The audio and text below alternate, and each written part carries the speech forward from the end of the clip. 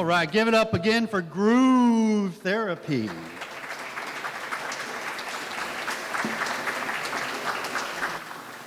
We thank you for sharing your gifts with us, gentlemen. That was a wonderful way to start this occasion. Thank you so much. And you can hear more from them when I'm done, which should be motivation enough to stick around for a little bit.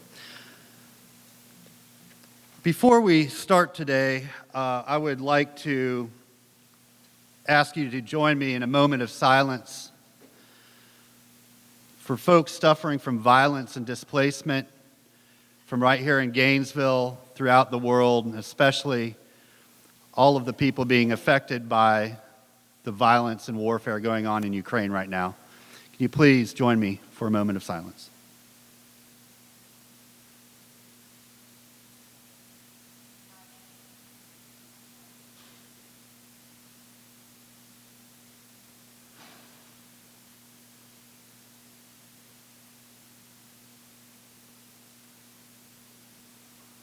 Thank you very much.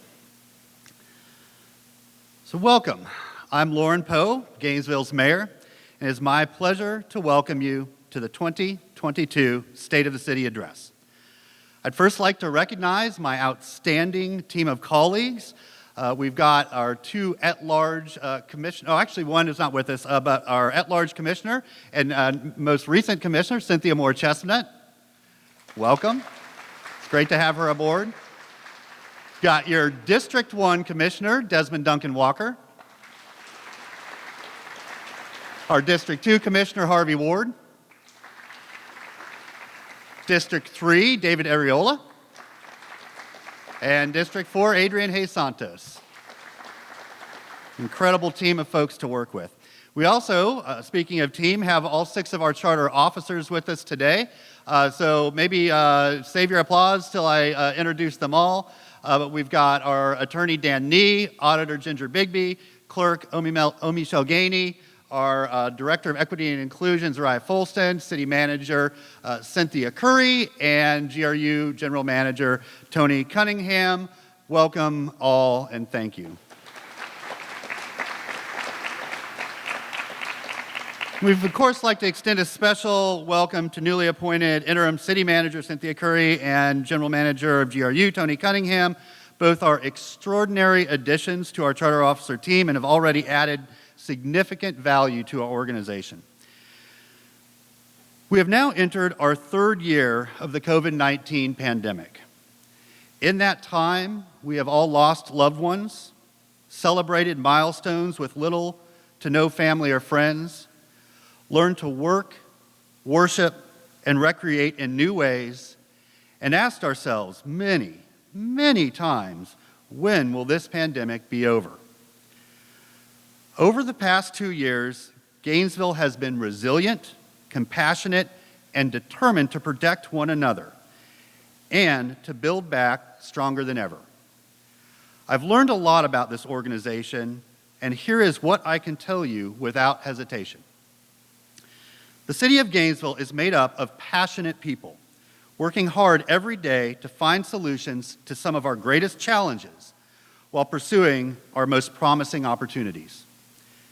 How do we answer the call for sustainable growth and economic opportunity without displacement or gentrification? How do we invest in infrastructure and new technology for a sustainable tomorrow without overburdening our neighbors today? How might we provide abundant housing at an affordable price in all parts of our community instead of excluding new families and creating urban sprawl?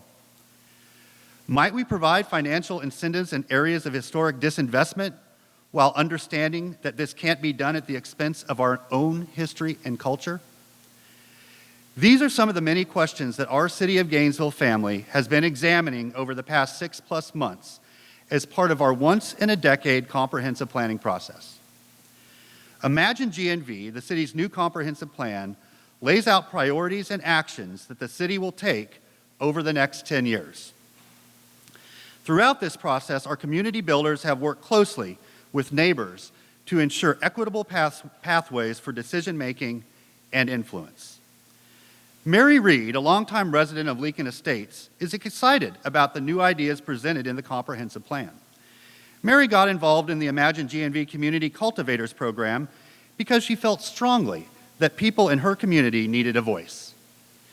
Growing up in Gainesville, Mary has witnessed many changes in her neighborhood and wanted to learn more about how development decisions are made, by whom, and why. More importantly, Mary wanted to know how she and her neighbors could have a say in the decisions that affected them.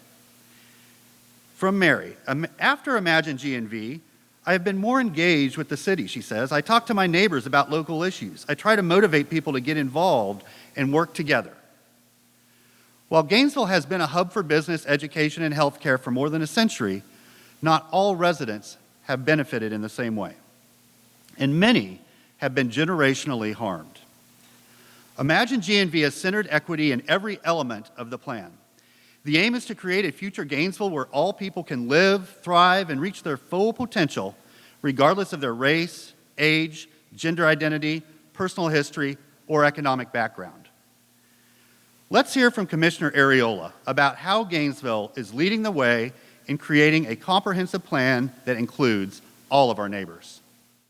This year, Gainesville is working to be the first city in Florida to have a comprehensive plan that focuses specifically on racial equity on all issues when it comes to our interlocal agreements with the school board, the University of Florida, or even Alachua County. The new centerpiece of all of our policy discussions is going to be, are we addressing racial disparities in the areas that we work together on?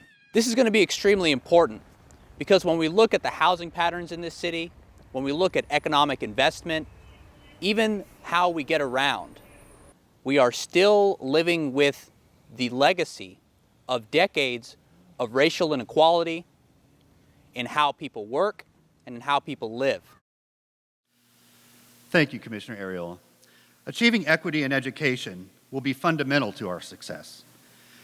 Though public education is not a primary function of city government, we must embrace our role in this critical responsibility.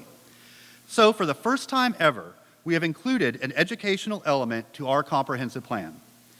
This element incorporates aligning city after and out-of-school programming with the needs of working families and at-risk youth, addressing the relationship between land use and schools, and providing universal access to broadband that is affordable and reliable. We must not forget that much of a child's life and education occurs outside the classroom. That's why we must also prioritize building strong neighborhoods with housing that is affordable. Our current housing crisis can be broadly divided into two categories. The first is access to affordable homes for low and very low income neighbors. This will always require a degree of government support to ensure success. The other is attainable housing for workforce and middle income neighbors. This is largely dependent on our housing supply. In Gainesville, our population has grown 30% faster than new housing, resulting in skyrocketing housing prices and rents. This widening gap squeezes lower income neighbors out of the market and leads to accelerated gentrification and sprawl. Let's turn now to Commissioner Sacco for a few words on Gainesville's intentional efforts to meet our housing needs. According to the last census, the city of Gainesville grew in population 3% more than our housing stock. That means that even as housing is being built, there still isn't enough for everyone in the city. To that end, the city is making sure that housing is one of the core components of our new comprehensive plan. We've started a research plan to see how we can take out all the exclusionary zoning in our plan to make housing more accessible and easier to build to meet our needs, but also started a plan on how to make housing more inclusionary. How do we make sure that new developments have space for our working class families, for our most in need families who are struggling to make sure their families have a place to sleep at night? To address the issue of affordable housing, the city is partnering with Alachua Habitat, NHDC, and the Gainesville Housing Authority to significantly increase the number of permanently affordable homes in Gainesville. To address the second challenge of housing availability, the city is working to eliminate zoning codes that exclude attainable housing from high opportunity neighborhoods and requiring new developments to include affordable housing in their projects. Through critical efforts like these, the city is increasing home ownership opportunities and stability for our neighbors who need it most. Neighbors like Dolores. Dolores applied for assistance through the city's Housing and Community Development Office in hopes of bringing her home up to safe living standards. However, it was determined that the city's total home replacement program would be a better fit. Dolores received keys to her new home on December 13th of this past year. These are the stories that are missed or simply left untold. But this is what we do. This is who we are. Our newly updated rental rights ordinance aims to improve the safety and energy efficiency of Gainesville's rental properties. Beginning in October of this past year, unit inspections began and city staff are working alongside both property managers and owners to ensure a smooth process. The Commission has earmarked American Rescue Plan funds for residential energy efficiency upgrades, and this will include those properties regulated by the new rental ordinance. Our ultimate goal is to ensure that all neighbors have safe and suitable living conditions. Who we are as a community is defined by how we serve our most vulnerable and by the ways we work to create a sense of belonging and preserve our shared history, especially our historically black neighborhoods. Commissioner Duncan Walker reminds us of this critical community need. The need to consciously preserve historic black neighborhoods is of extreme urgency. The way that our community grows equitably relies on that. I'm standing in front of my church, the historic Mount Pleasant United Methodist Church that was built by former slaves. It is one of the few bastions of black history and black culture that remains in this historic neighborhood known as the Pleasant Street neighborhood that is rapidly changing through the forces of gentrification. I look forward to our comp plan, including a very intentional effort to make sure that our community grows in ways that are inclusive of all of our residents and neighbors. Thank you, Commissioner Duncan Walker. The old Mount Carmel Baptist Church is another community asset and cultural centerpiece in Gainesville's black community.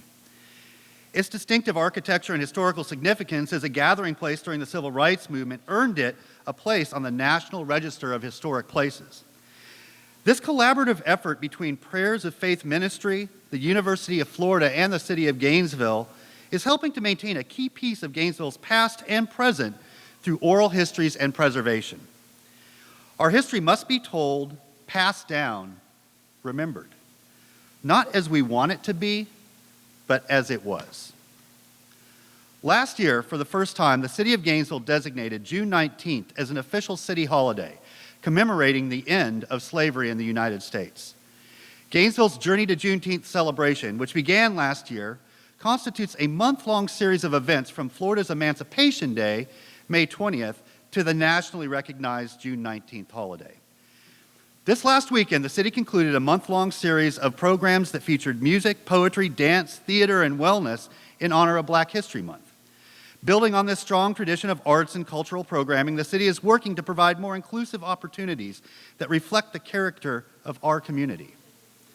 From urban line dancing to live model figure drawing in the park, GNV Art Jams is the city's newest effort to support homegrown programming and bring visibility to historically excluded identities. On Tuesday and Thursday evenings from 5:45 to 6:45, we invite you to stop by Bo Diddley Plaza to enjoy fellowship and fancy footwork with Smooth Flava Gainesville. Our neighbor, Wanda Lloyd, has offered dance lessons in our community for more than 6 years. But without a permanent place to call home, Wanda found herself bouncing from place to place, hosting lessons everywhere from TB McPherson to a vacant parking lot off Southwest 6th. We are so pleased to have collaborated with Wanda to bring visibility to her purposeful work and to share her joy of dance with neighbors from all walks of life in downtown Gainesville. Being more inclusive also means being more responsive to welcoming our neighbors from around the globe. The Gainesville Immigrant Neighbor Inclusion Initiative, or GENI, released its research report in November detailing the local impact of immigrants to economic growth. This work was made possible through research and technical assistance grants from New American Economy and Welcoming America. Gainesville's 15,000 plus foreign-born neighbors represent more than 11% of all economic spending power in the city, and according to the Institute of Economic Taxation and Economic Policy, immigrant households in Gainesville contribute more than $22 million in state and local taxes in 2019. Let me introduce you to Ghassan Shihab, who came to the United States in pursuit of higher education in the early 1970s. But when his studies were completed in 1975, a civil war erupted in Lebanon. Instead of returning home in the midst of a growing crisis, Ghassan found a refuge and decided to plant his roots right here in Gainesville. Having helped his grandmother in the kitchen as a young man, Ghassan knew a thing or two about the craft of Middle Eastern cuisine and saw a niche market to start his own business. A business which has thrived in the same place since its beginnings in 1984. Falafel King Sandwiches in Butler Plaza. Ghassan's story is one of resilience and economic opportunity, and it is one of many. From Miapa Latin Cafe, If It Is Kitchen and Cafe, EDA Consultants, Chung King Grocery, InfoGlobe Technologies, Reggae Shack Cafe, and so many others. Just a few of the many businesses in Gainesville that are owned and operated by our neighbors who came from abroad. To build our local economy, we must recognize that partnership and collaboration will be essential in our efforts to stimulate job creation, workforce retention, and expansion. How we earn a living is fundamental to our ability to support the people and communities around us. Commissioner Cynthia Moore Chestnut discussed her vision for Gainesville's economic future. In Gainesville, we live collaboratively. We work very closely with our partners. Economic development is the basis for everything that we do so that we can provide a livable wage and our partners pay a livable wage to our citizens, to our neighbors. We live for our neighbors to help them to grow and thrive where they are, so that people are able to have a family, they're able to invest in their community, but most of all, we want them to grow up here, stay here, and work in the community, commit to the city of Gainesville. Thank you, Commissioner Chestnut. For the past century, government at every level has played a role in reinforcing racial and economic disparities. As the government closest to our neighbors, we have a responsibility to right these wrongs. Our sights are set on high-growth sectors that create jobs with living wages, like those in the life sciences, agriculture sciences, technology, trade, and business support. We are tackling this monumental challenge in many ways. We continue to deepen our partnerships with organizations like Santa Fe College, the University of Florida, and Alachua County Public Schools to drive more economic opportunity. We also work with private organizations like Project Youth Build, Dignity Project 2, and many others to help neighbors align their skills with current job opportunities. The City Commission has also endorsed a bold new experiment led by local nonprofit Community Spring, which provides guaranteed financial support to justice-impacted individuals. Our friends at EW Scripps recently put together this powerful video segment on the Just Income GNV program, its goals, and its early successes. Walking outside on a cool, sunny day may seem like a typical day for most. Grateful to be where I am, where I'm at in my life. But not in this case. Especially after getting out of prison. Not for Calvin. I committed a crime of selling drugs back in 2015. Calvin recently got out of prison. While the Army veteran is now on the outside, it hasn't been a walk in the park. When you get out of prison, you have nothing. But in Calvin's case, there is something. A basic income. It's a relief. It's a major relief. Calvin is one of more than 50 people in Alachua County, Florida, who were formerly incarcerated and are now receiving a basic income from the nonprofit Community Spring. Similar programs have given monthly checks to people, sometimes based on where they live. But this is a first for those who have been to prison. Oftentimes people come home and it is a very icy and harsh reception. Kevin Scott runs the privately funded program called Just Income GNV. We know from our own experience, people who have been incarcerated and have had impact with the justice system, how important it is to have resources like immediately when you get out. Here's how it works. Anyone released from a Florida prison in the past 6 months can apply. Through a random lottery, 2 groups of more than 50 people each are selected to get $1,000 up front, followed by $600 a month for 1 year. It's a pilot program and part of a research study from the University of Pennsylvania's Center for Guaranteed Income Research. So we want to look at the relationship between income and recidivism, income and housing stability. There's truly no strings, so people can use it for whatever they need.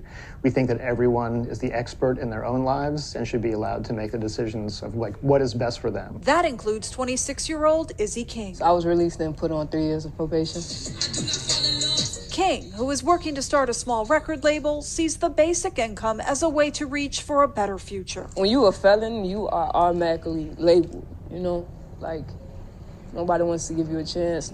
People are overlooked, but I've seen the most talented, creative people behind bars. I want people to know that this is giving a lot of people an opportunity to grow. That can be hard for the formerly incarcerated, who face upwards of 30% unemployment and are 10 times more likely to end up homeless. The math is very much against you during and after your incarceration. Whether the basic income program for former inmates works remains to be seen. Back at his apartment, Calvin says in the here and now, the basic income is helping him as he searches for work. It helps me monetarily afford food.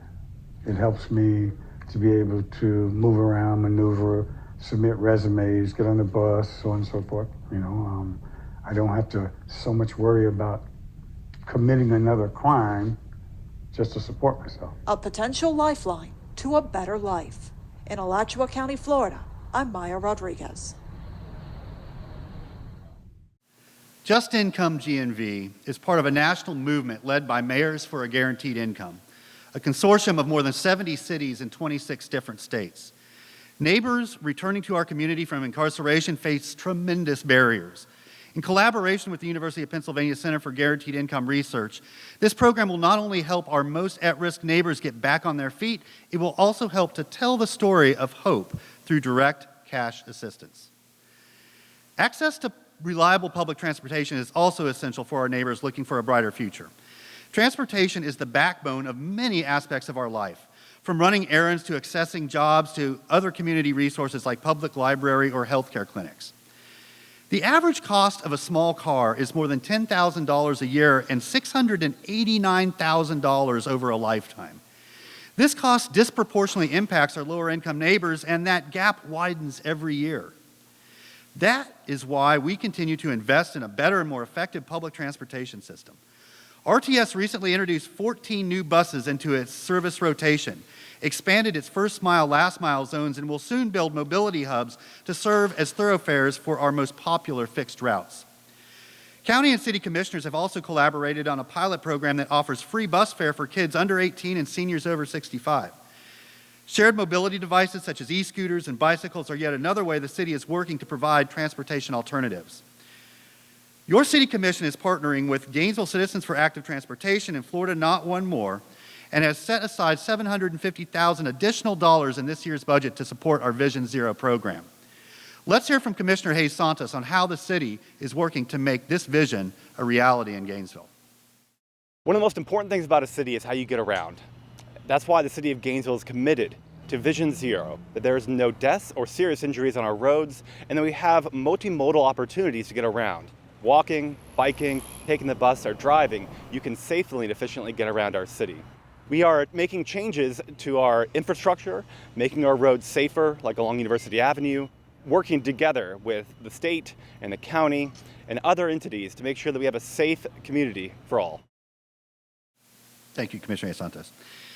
In addition to the numerous modifications along West University Avenue, our Department of Transportation has turned its attention to other roadways of community concern, such as Northeast 15th Street, 8th Avenue, 13th Street, as well as our many neighborhood roads. New bike lanes, reduced speed limits, and high visibility crosswalks are among the many reforms underway to improve safety for all neighbors, whether walking, biking, or driving. By investing in infrastructure today, we will prepare our community for an accessible, safe, and sustainable tomorrow. Our city is proud to participate in the Race to Zero Challenge, a pledge by cities across the nation to create a decarbonized economy. Our recently approved solid waste policies include encouraging community reuse, expand business and multifamily recycling, improve commercial garbage collection, and help to eliminate single-use plastics from our waste stream. The increasing cost of climate change and statewide population growth means responsible management of our resources and infrastructure will be critical in ensuring that Gainesville is prepared to adapt and prosper. And we have. Our publicly owned utility, GRU, has worked to plan for a sustainable energy future. Over the last 20 years, in the face of steady population growth, the city has reduced our carbon emissions by almost 47%.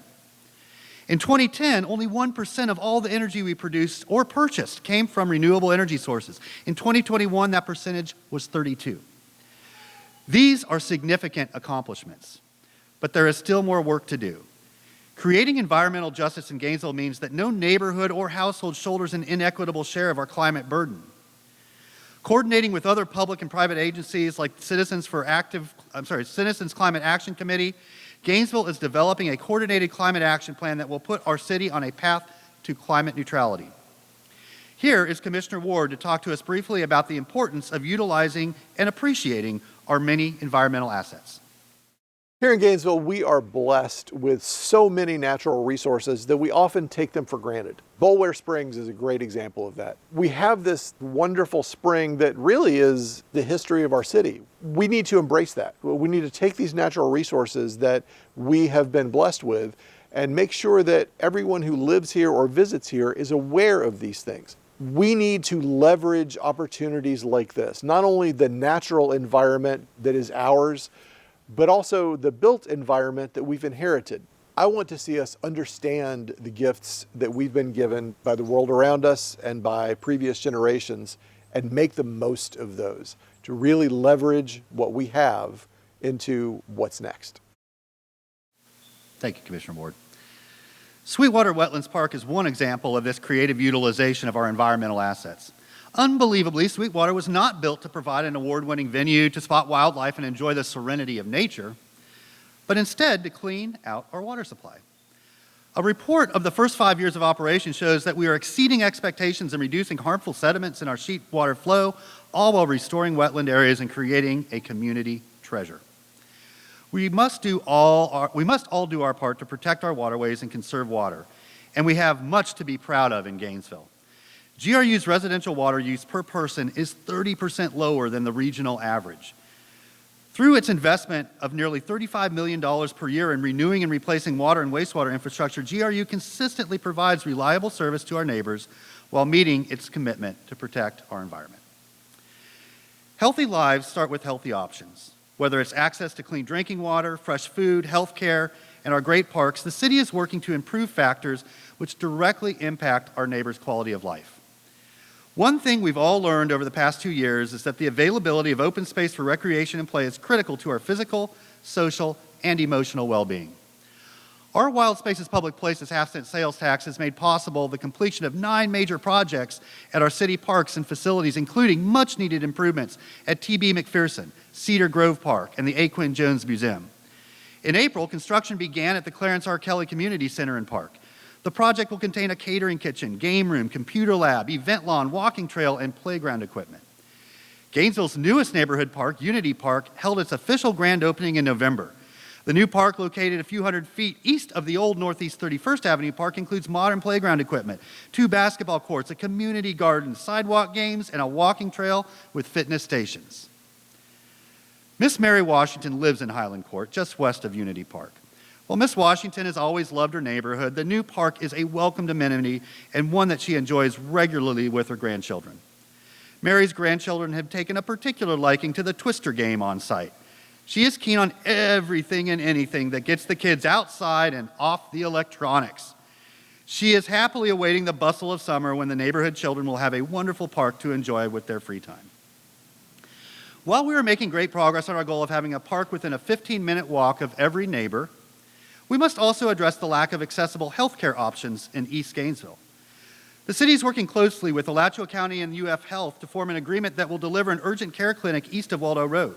Additionally, plans are underway to co-locate both an RTS mobility hub and community resource paramedicine facility on nearby property. Perhaps our most innovative and impactful public health solution is our Community Resource Paramedicine Program, or CRP. Now being replicated in communities across the nation, we continue to increase our investment in people and resources for the CRP. We have added telehealth, addiction response, and walk-in services for our neighbors this past year, and the CRP team continues to find new ways to help Gainesville neighbors better manage their own health. Customizing healthcare solutions for our most vulnerable neighbors is saving lives and giving people new hope and opportunity. Just as we know that underlying socioeconomic circumstances contribute to unnecessary emergency room visits and 911 calls, we also know that individuals in crisis or suffering from mental illness are unnecessarily incarcerated. GPD's mental health co-responder teams have significantly reduced that trend, And based on proven success over the last 3 years, we continue to grow the program's capacity to address our community's needs. We are all painfully aware of the uptick in violent crime in Gainesville. Even more unnerving still are the ages of the perpetrators. Gainesville's youth are calling on us to do more and to break this perpetual cycle of community violence. We will answer their call. $350,000 is allocated this year to create a division of youth services with the goal of increased funding and better coordination of sports and recreation opportunities for our young people. An additional $650,000 has been allocated to address youth violence through ARPA funds. We can say with overwhelming confidence that involvement in positive activities like sports, arts, and mindfulness will significantly decrease crime and other harmful activities. We know that resolving community violence will require community-driven solutions and good faith efforts to address the root causes of such violence. Several evidence-based activities are at work in our community to do just that, including the Ceasefire Program, the Violence Interruption Program, and several neighborhood crime watch groups throughout the city. These efforts are working. From Caleb Young, we are on the right path in making a difference in Gainesville. We are light years ahead of other communities in many regards, but we need to do more. These are not my words, but the words of Caleb Young, a certified youth practitioner and gang investigator who has worked with the Gainesville Police Department for more than 17 years. Caleb's work involves all high-risk youth intervention programs at GPD, a 24/7 job that requires answering the phone at 3 a.m. and sitting next to traumatized teens in court each Wednesday. To Caleb, despite the long hours and difficulty associated with social work, he knows that it's work worth doing. Someone did it for him. It took a person to identify Caleb's potential, to engage him when things were going astray, and to help provide a roadmap for a brighter future. Reichert House Youth Academy, Bold, Outpost at Aquin Jones, the Police Athletic League, and our newest initiative, Inspire, are all part of GPD's holistic approach to reducing violent crime. The agency was recently awarded more than $350,000 in state and federal grant money to support these efforts, including $126,000 in additional funding for the Interrupters program in 2022. I do not stand before you today and make grandiose claims that the city is above reproach, but please hear me when I say, the state of our city is strong. Our comprehensive plan is the tool needed to create a place of shared understanding, expectations, and opportunity. This organization does incredible work, and we are making significant progress. Can we improve? Yes, we can, and we will. We must also take time to celebrate our successes and set our sights on the future we all desire. That's why we are here today, to celebrate the many things that make Gainesville both unique and full of hope. Arts and culture, lively music, outstanding food from around the world, world-class parks, bike paths and walking trails, diverse neighbors and neighborhoods, community groups that are active and invested. I am so proud of Gainesville and grateful to call this community my home. Together, we will build on our progress and fully unlock Gainesville's potential as a world-class city. By elevating policies that expand access to affordable homes, quality education, great jobs, a healthy environment, and thriving neighborhoods, we will finally become the nation's standard bearer as a fully equitable and inclusive city. I love you so much, Gainesville, and for one last time, thank you.